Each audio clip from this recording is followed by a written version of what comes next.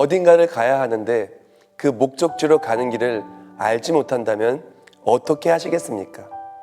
대부분의 사람들은 내비게이션 앱을 켜서 그 길을 물어보고 내비게이션의 인도를 따라갈 것입니다. 그런데 만약 내비게이션으로도 나오지 않는 그 목적지를 반드시 가야만 한다면 어떻게 해야 할까요?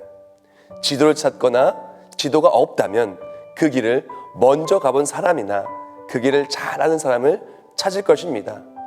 참으로 다행히 그 길을 정확하게 알고 있는 분이 그 길로 우리를 인도해 준다고 하면 어떻게 하겠습니까? 그 인도하심을 따라가지 않을까요? 그런데 생각해 봅시다.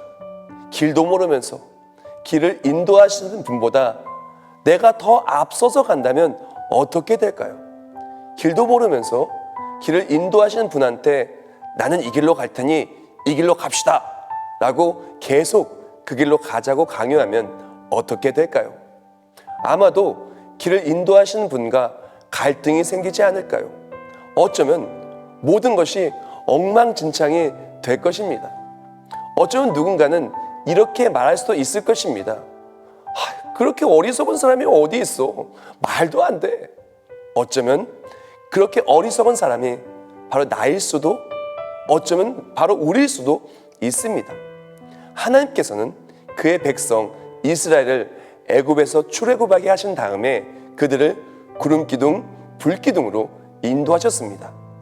구름기둥이 앞서서 가면 이스라엘은 따라갔습니다. 구름기둥이 멈추면 이스라엘은 멈추었습니다. 불기둥이 앞서서 가면 이스라엘은 따라갔습니다. 불기둥이 멈추면 이스라엘은 멈추었습니다. 그렇게 하나님께서는 무려 40년간을 이스라엘을 구름기둥, 불기둥을 따라가게 하셨습니다. 구름기둥, 불기둥이 애굽에서 약속의 땅 가나안까지 40년 동안 이끌었던 그 길은 사실 40년이나 걸리는 길이 아니었습니다. 직선거리로 간다면 4, 5일이면 갈 수 있는 거리였습니다. 하나님께서는 일주일도 안 걸리는 길을 40년이나 걸려서 가게 하신 것입니다. 하나님의 인도하심은 때로는 너무나 이해가 안 될 수 있습니다. 우리가 하나님을 따라갈 때 우리에게 필요한 것은 하나님의 인도하심을 이해하는 것이 아닙니다.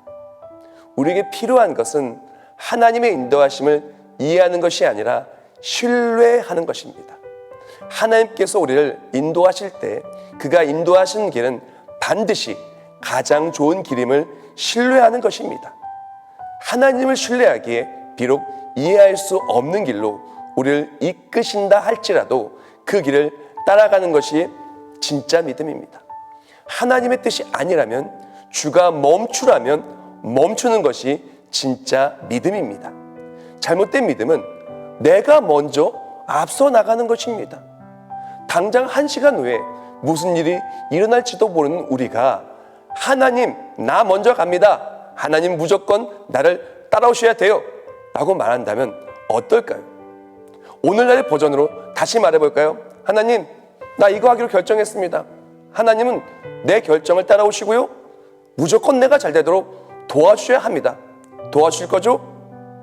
또 다른 잘못된 믿음은 내 마음대로 멈추는 믿음입니다.